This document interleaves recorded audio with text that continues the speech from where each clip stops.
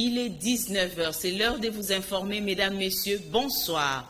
L'arrivée à Goma, dans le Nord Kivu, le Premier ministre Jean-Michel Sama Lukonde est en mode marathon dans ses activités de l'évaluation de l'état de siège.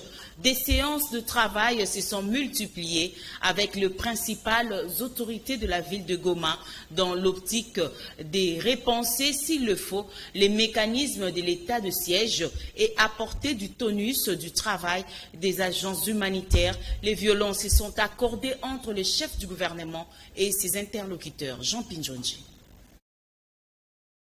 Le chef du gouvernement, Jean-Michel Sama Lukonde, évalue à Goma, au Nord Kivu, l'état de siège au cours des séances marathon avec les autorités locales et les responsables des structures humanitaires. Il se dégage de ces discussions une nécessité de renforcer les mécanismes de l'état de siège et protéger au mieux la population à travers les agences humanitaires qui revêtent une grosse importance dans la gestion des dégâts causés après les conflits armés. C'est un moment important pour nous. C'est la deuxième fois en fait, que cela arrive en plus d'un an. Le Premier ministre a remarqué que la dernière fois qu'il avait eu l'occasion de nous rencontrer, c'était quelques jours après l'éruption du volcan Nyiragongo, au moment où l'ensemble de la communauté humanitaire, des administrations locales et du gouvernement faisaient tous les efforts pour assister la population. Cette fois-ci, le Premier ministre nous a annoncé sa visite en particulier pour des raisons sécuritaires, militaires, d'un ordre un peu plus stratégique pour le pays, et a voulu s'assurer en fait de la bonne collaboration qu'il existait entre l'ensemble de la communauté humanitaire et ses services, ainsi que voulu entendre en fait, les plaidoyers qu'on aurait pu avoir à lui porter. Les deux gouverneurs militaires du Nord Kivu et de l'Ituri ont affirmé au Premier ministre leur détermination et volonté à poursuivre l'observance des directives du gouvernement pour mettre un terme à l'activité rebelle dans leur province. Restons toujours dans ces chapitres pour vous dire que Jean-Michel Sama Lukonde formel le soutien à apporter aux FARDC tel que dicté par le chef de l'État reste une priorité qui ne souffre d'aucune remise en question et les efforts du gouvernement ne seront pas ménagés pour arriver au résultat que l'opinion attend en vue de faire retrouver la quiétude aux populations des provinces du Nord Kivu et de l'Ituri. Le Premier ministre est au micro des Jean Pinjonji. Ma présence d'abord indique l'attachement du gouvernement de la République pour non seulement cette province, mais tous ses habitants et surtout notre détermination dans la quête de la paix dans cette partie de la République. Bien sûr, ici nous sommes venus avec une forte délégation des membres du gouvernement, mais aussi accompagnés du chef d'état-major ainsi que du commissaire national de la police. Et notre but ici, c'est d'abord bien sûr le premier, une évaluation de l'état de siège en cours, mais aussi d'autres volets qui vont être abordés, notamment les sites qui doivent accueillir la prochaine visite de Sa Sainteté le Pape François, ainsi que parce que nous parlons de ces questions de paix, nous devons aussi parler des questions de développement. Et donc, dans ce volet-là aussi, il y aura quelques visites qui vont s'effectuer. Le but, c'est que, comme vous le savez, selon la vision de son Excellence, Monsieur le Président de la République, Félix-Antoine Tshisekedi, celui d'ailleurs même qui nous envoie ici, c'est d'abord de venir apporter un message de soutien aussi à nos forces armées et ainsi que de la police, qui tous les jours se sacrifient, qui tombent jusqu'au sacrifice ultime sur le terrain, ainsi que bien sûr les victimes civiles que nous avons. C'est une occasion de venir aussi leur rendre hommage pendant que nous sommes là et encourager bien sûr le travail qui se fait sur le terrain. Inviter toute la population à continuer à soutenir nos forces armées ainsi que de la police dans cette lutte dans laquelle nous sommes et vraiment éviter tous ces messages détracteurs qui ont tendance à vouloir décourager tout cet élan pour ramener cette paix ici dans cette partie du pays qui n'a souffert que depuis plusieurs années. Nous allons prendre le temps aussi d'échanger avec les forces vives de la nation pour communier avec la population que nous sommes venus visiter.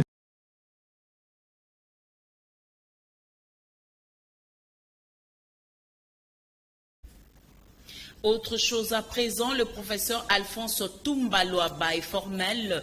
Le M23 est en train de mener une guerre lavée en République démocratique du Congo et ce mouvement rebelle est savamment soutenu par de pays voisins, la République démocratique du Congo, et bénéficie d'une grosse complicité de certains cadres de FARDC. Dans une double vidéo parvenue à notre rédaction, l'ex-patron de la CIRGL alerte que l'heure est grave et négocier avec le M23 serait compromettre l'intégrité territoriale de la RDC. Jean Pinjonji. Chers compatriotes, nous ne devons pas accepter. Nous ne pouvons pas accepter que le M23, encore une fois, vienne nous humilier sur notre sol. C'est l'heure de la patrie ou la mort. Ils doivent rentrer d'où ils viennent et ils doivent en payer le prix. Pas de négociation. Il n'y a qu'à le neutraliser. Pas de dialogue. Il faut les éradiquer. Le M23 m'a toujours dit que l'approvisionnement de ces armes vient non seulement de Kigali, de Kampala, mais aussi de certains milieux de FARDC, des milieux criminels. Donc, s'ils attaquent, ils l'ont fait avec l'autorisation de certains de nos pays voisins. Ils doivent assumer leurs responsabilités. Le rapport annuel mars 2021-mars 2022 des activités de la Commission électorale nationale indépendante se trouve désormais entre les mains de la représentation nationale.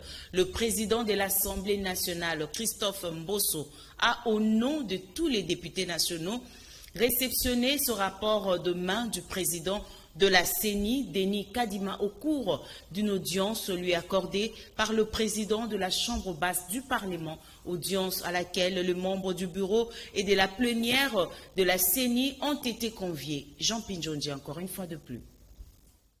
La centrale électorale s'est félicitée du dépôt de son rapport annuel mars 2021-mars 2022 au bureau de l'Assemblée nationale, et ce à quelques heures du débat à l'Assemblée nationale consacré au contour de la réforme de la loi électorale. Le président de la CENI, Denis Kadima, a considéré que la gymnastique du dépôt est constitutionnelle et les députés nationaux apporteront la note qu'il faudra à ce rapport annuel riche en détails chiffrés. Nous faisons une description des activités menées et une analyse des résultats obtenus. Évidemment, en expliquant le contexte dans lequel nous avons travaillé et le contexte général du pays sur le plan politique, sur le plan électoral, nous touchons aussi à ça. Et bien sûr, nous fondons aussi la chose sur notre stratégie, une stratégie que nous avons mise en place aussitôt que nous avons commencé, et qui décrit notre vision, nos valeurs, les axes stratégiques, etc. Donc c'est plus ou moins ça, mais évidemment le rapport devra être lu par l'Assemblée nationale.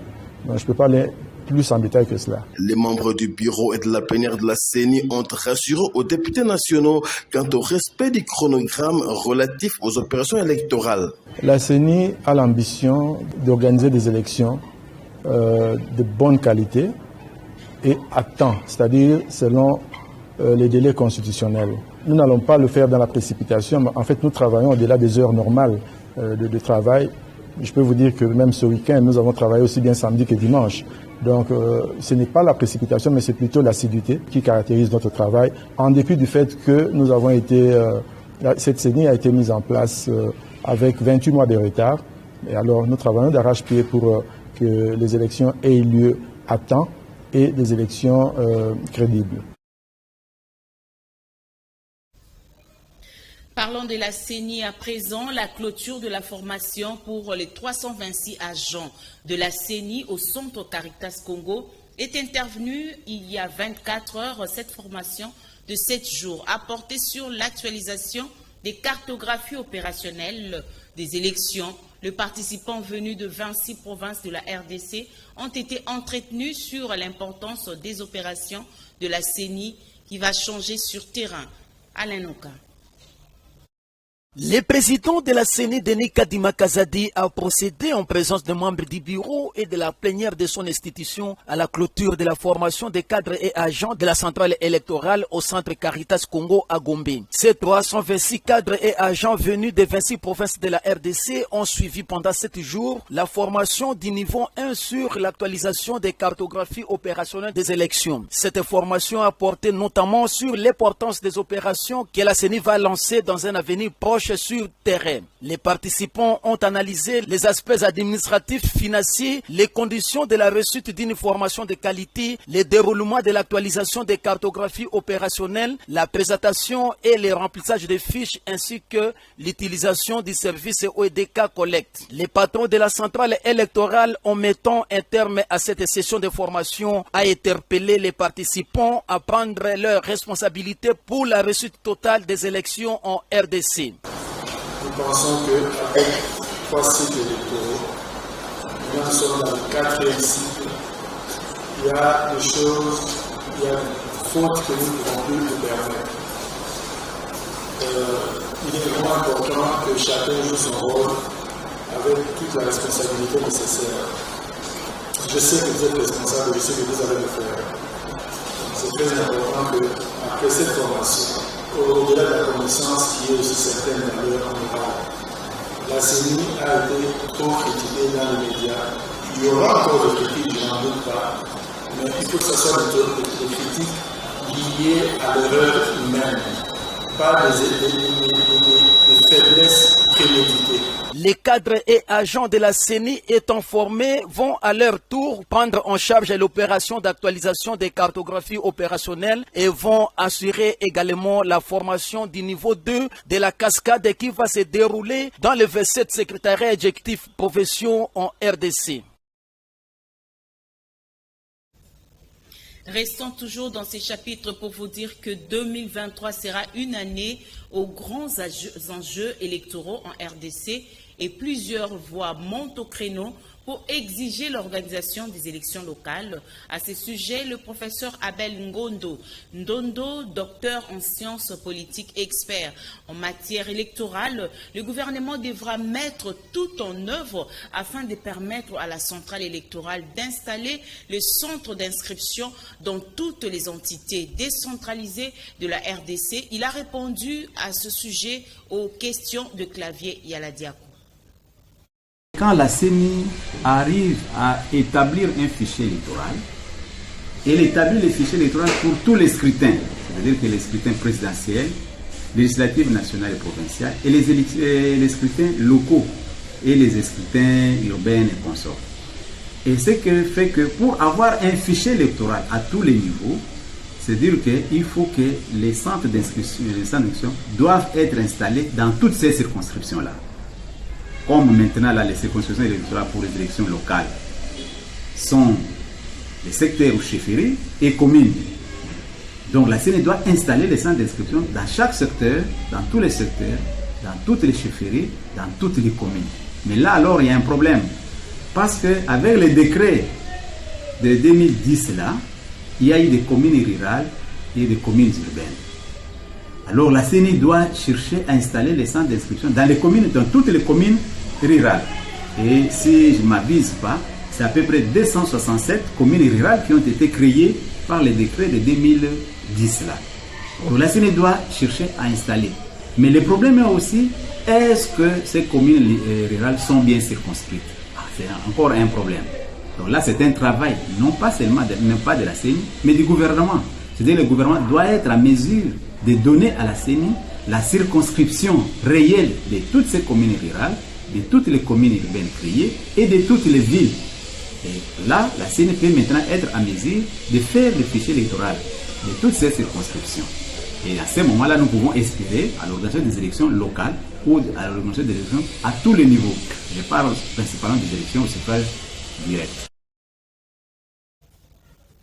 Comme annoncé il y a quelques jours, la Cour de cassation vient de se prononcer pour ce qui est du procès 100 jours dans lesquels l'ex-directeur de cabinet Vital Kamere était impliqué retournement des situations. Le 13 ans infligés à Kamere ont été cassés par la Cour de cassation qui du reste a renvoyé l'affaire pour qu'elle soit réjugée. Les avocats de Vital Kamere réagissent au micro de Jean Pinjonji. L'arrêt qui avait condamné le président Kamere à 13 ans vient d'être annulé pour violation de l'article 104 alinéa 3 du Code des procédures pénales. Et vous savez, les juges de cassation, c'est un juge de forme. Il analyse la violation de la loi et voit dans quelle mesure, suivant les orientations de cette loi, à pouvoir casser avec renvoi ou sans renvoi.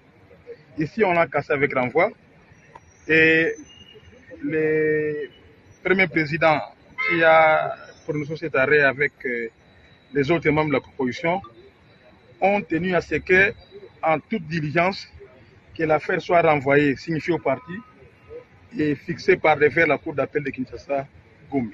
Cette fois-ci, on va revenir sur les fonds pour analyser les différentes accusations contre notre client. Et nous pouvons déjà vous dire que, au regard des éléments que nous avons, il sera très facile pour cette Cour de pouvoir acquitter notre président puisqu'il est totalement innocent sur base des différents éléments. Nous vous disons que nous sommes rassurés et confiants. En fait, c'est ça l'état des droits. On l'a prôné. C'est d'ailleurs même les motifs de notre pourvoi en cassation par diverses cours de cassation. Puisqu'on croyait à cet état des droits, nous voilà maintenant devant un arrêt de la haute cour qui a cassé l'arrêt qui condamnait notre client, puisqu'elle a estimé que la loi avait été violée. On va présenter les moyens de droit par devers la Cour d'appel Kinshasa-Gombe et nous sommes confiants puisque les éléments sont clairs, le président Kamere est innocent. Au mouvement de libération du Congo, la fédération du MLC Lukunga 3 a procédé à la clôture du mois de la femme. Pendant plus d'une heure, les femmes de cette fédération ont échangé sur les enjeux de l'heure avec le haut cadre de l'interfédéral Mario Mbongo Veambata.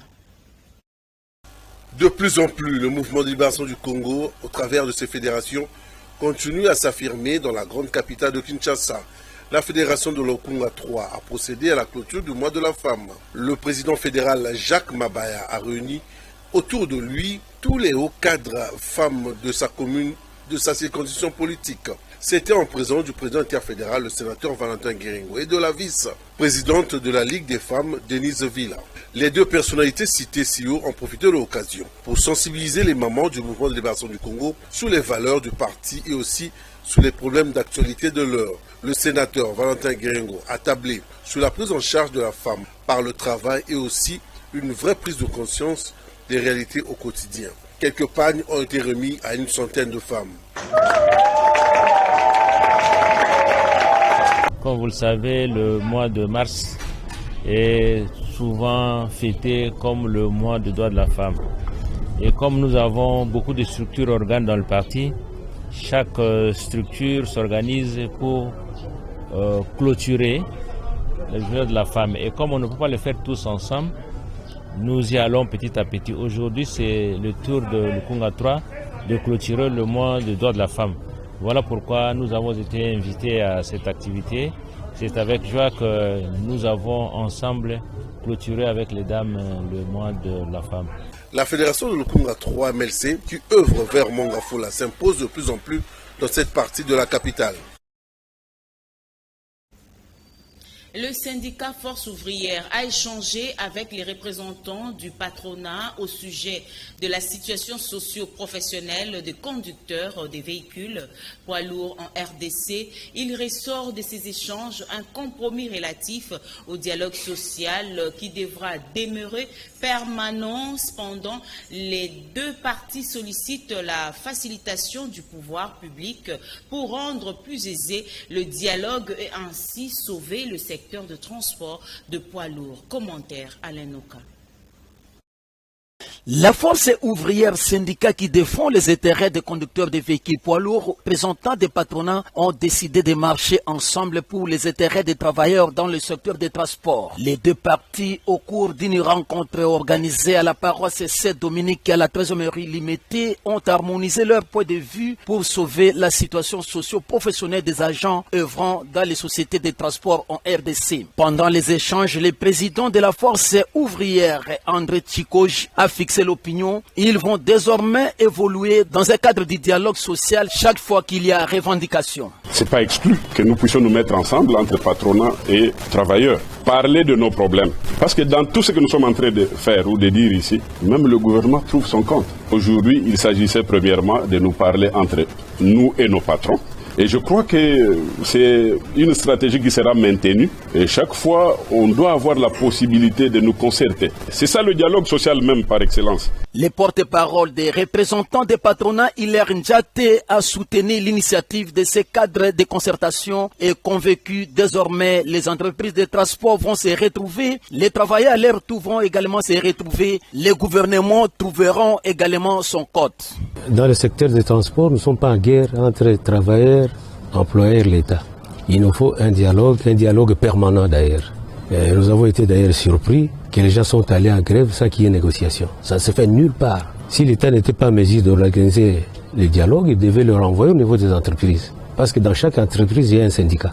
Au lieu que l'État mette les gens en présence pour qu'ils puissent débattre de leurs problèmes, il a laissé faire l'affaire. Et voilà, nous avons perdu 5 jours comme ça sans travailler. Ce n'est pas bon pour nous et pour le pays. Au cours de ces rendez-vous, il a été déploré par les syndicats forces ouvrières et par les représentants des sociétés de transport les débordements des taxes de l'État qui créent un désagrément dans le fonctionnement des entreprises. Et ces sociétés ne font pas de rotation prévue pour répondre aux besoins des agents.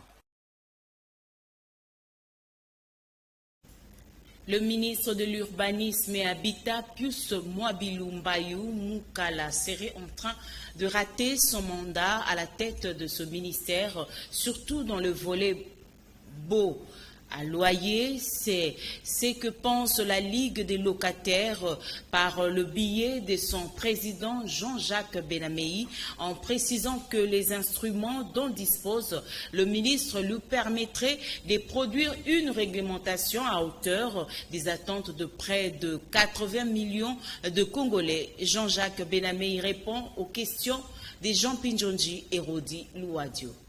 Je pense que monsieur le ministre de l'Urbanisme Habitat a une arme avec lui.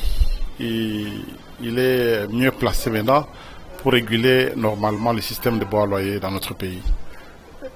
J'ai eu la chance de participer à l'avant-projet de cette loi-là en 2008. Il est prévu là-dedans 6 articles qui prévoient 6 arrêtés que lui doit prendre. Aujourd'hui, je pense que les 6 arrêtés, lui, il les a pris. Les carnets de bail dont on attendait tout le temps, qu'on attendait plutôt, est déjà prêt. Alors, je ne vois pas pourquoi aujourd'hui on peut continuer encore avec le langage de phénomène garantie locative 10 mois, phénomène garantie locative 8 mois et qu'on sort tout ça. Et tout ce qu'on est en train de vivre comme anarchie dans ce secteur-là. Et ce qui m'écoeure un peu beaucoup plus, ce sont les agents de l'habitat qui font des bêtises. Lorsque vous voyez un monsieur venir dans une commune, résilier un contrat de bail, dans ce contrat-là, il y a une garantie de 10 mois, de 8 mois, vous le laissez partir. Le ministre a la possibilité aujourd'hui de mobiliser le parquet, il a la possibilité de mobiliser la police, parce que la loi prévoit des pénalités, la loi prévoit des sanctions, et c'est une loi. Ne parlons pas, ne blaguons pas avec ça. Dans ce pays, on est en train de gérer la loi sur les viols avec beaucoup de sérieux. Aujourd'hui, quand quelqu'un s'en mêle, il en a pour son compte.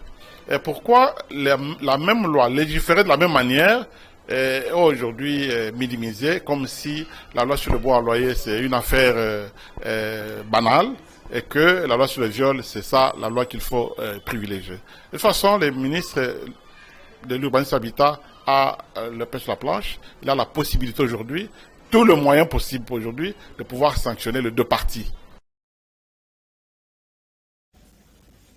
Par ailleurs, il estime que le ministre ferait l'œuvre utile en revoyant à la hausse le prix de vente du carnet du contrat entre bailleurs et locataires, car actuellement les prix proposés par l'arrêté interministériel est au-dessus de la bourse de Congolais. Il est évalué à 40% du prix du loyer. Il en appelle également à la vigilance du Parlement pour un œil regardant sur ce dossier, car il s'agit bien de leurs nombreux électeurs. Une fois de plus, Jean-Jacques Benamei est au micro de Jean Pinjonji et Rodi Louadio.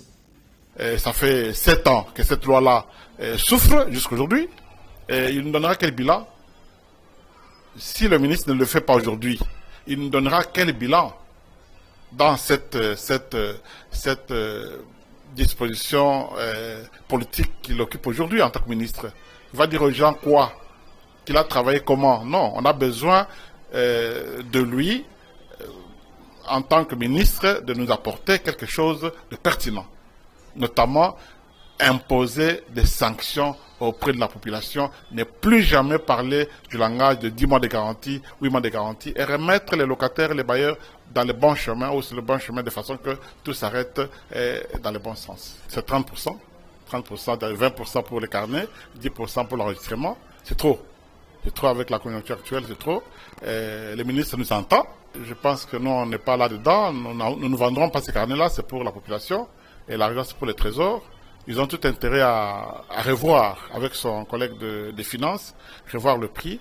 Au besoin, mettez ça à 10% carrément. 10% comme ça, on peut s'en occuper. Mais mettre à 30%, c'est trop. Qu'ils ne nous prennent pas pour des méchants si aujourd'hui nous demandons à la population de résister à l'achat de ce carnet-là. L'important dans ce carnet-là, ce n'est pas l'argent. L'important, c'est la paix sociale. D'abord, c'est la paix sociale que nous exigeons et l'argent viendra après. Les honorables députés, ils nous ont abandonnés. Ils sont abandonnés dans ce secteur-là. On n'entend pas un seul député hausser le ton pour dire pourquoi les locataires et les bailleurs ne s'accordent pas. D'activités parlementaires, autant de congés parlementaires. En tout cas, je n'ai pas vu un seul député s'accrocher à ce secteur-là. Tout le monde est ailleurs. Si c'était moi à leur place, M. Puss-Mabule aurait déjà donné une explication évidente sur l'état de santé du secteur de bois à loyer dans notre pays. Restons toujours en société pour vous dire que l'insécurité bat son plein au quartier Selo, dans la commune de Makala. Les bandits à main armée appelés Koulouna sèment la terreur dans les quartiers et le ménage paye le frais de leur furie. Et la population lance un cri de détresse et en appelle à l'intervention des autorités du quartier. Naomi Benza, Koupar Bola. Nous sommes au quartier Selo dans la commune de Makala, où les bandits urbains communément appelés Koulouna sèment la terreur dans ces coins de la capitale.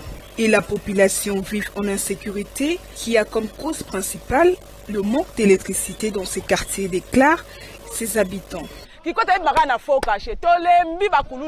Nous sommes fatigués de vivre en insécurité dans les quartiers Selo.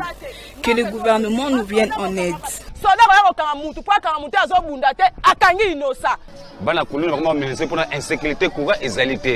L'insécurité dans notre quartier est causée par le manque d'électricité. Les bandits urbains nous agressent nuit et jour. Que la SNEL nous règle ces problèmes d'électricité. Tout dépend de la Makala, tout dépend de la Yolo. Ce qui est le problème, c'est que la commune de Makala. La courant peut nous alerter, il y a une insécurité, ils ont compté pour courant et comme mari de nuit. L'insécurité bat son plein dans notre quartier. Nous sommes vraiment menacés que les autorités nous installent un sous-SIAD pour renforcer la sécurité.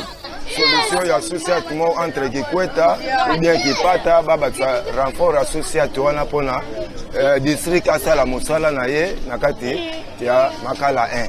La population du quartier Selo se sent abandonnée à leur triste sort et sollicite l'implication des autorités pour renforcer la sécurité ainsi qu'aux autorités de la SNEL pour trouver une solution face à ce problème d'électricité qui paralyse presque toute la ville. Parlons santé à présent, la cigarette aiguillon de la mort. Sur les lèvres d'un fumeur, plusieurs fumeurs quinois ignorent les conséquences qu'un fumeur court en consommant du tabac. Quelques fumeurs rencontrés ne savent pas comment abandonner cette pratique. Sylvine Dayasabwe Kouparbola. Fumer est préjudiciable à la santé. Elle est connue de tous, le fumeur comme non-fumeur. Cependant, elle n'est pas prise en compte chez plusieurs fumeurs dans la ville-province de Kinshasa. Ils consomment le tabac depuis l'âge de 15 ans et ignorent en grande partie les conséquences qu'ils courent en consommant du tabac.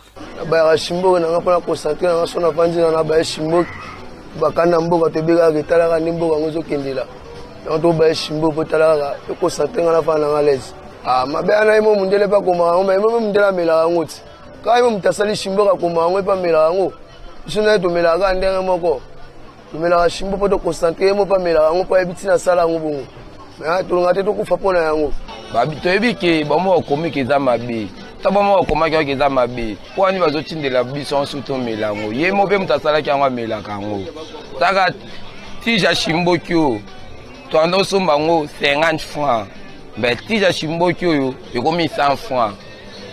To pas venir ka komela ngo parce que un elo mo pe sala biso mo to resone belé zati taka mboko nde koma ba passe belé. Plusieurs années depuis qu'il a commencé à fumer la cigarette, les conséquences aujourd'hui, il est devenu aveugle. Malheureusement, il s'est dit qu'il est incapable d'arrêter de fumer. Depuis à l'âge de 15 ans. Nazare sikoyo moto na 72 ans. Kaka bango moko nde bakusilisa. Akoya kweta yekisele okomandenge pe ye aza. Donc na eta yo sokomi endimsi. Moye ozo de chosima ezake. Mesdames, Messieurs, c'est par ici que nous bouclons ce journal. Merci de nous avoir suivis et restez branchés sur le programme de Canal King Télévision. Mario Ambongo sera avec vous demain. D'ici là, portez-vous bien, que le Seigneur vous bénisse. Au revoir.